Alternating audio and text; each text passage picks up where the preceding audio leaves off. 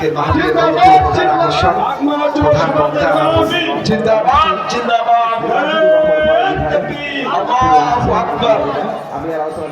আলহামদুলিল্লাহ, আজকের মাহফিলের অন্যতম প্রধান আকর্ষণ প্রধান বক্তা আমার বন্ধু হযরত মাওলানা মুফতি মুজাহিদুর রহমান ফরাজি ভাই, তিনি আসছেন। আলহামদুলিল্লাহ, আমি আর আলোচনা দীর্ঘায়িত করবো না। আমি যে কথাটি বলছিলাম অতটুকু বলে শেষ করে দিব। রাজি আছেন তো? এই এলাকার ইমাম যখন তিনি ছিলেন, আপনাদের মন জয় করেছেন। আপনার সব বসে পড়েন। আলহামদুলিল্লাহ, বাগমারা অঞ্চলের অভিসংবিদিত নেতা আহলান সাহলান।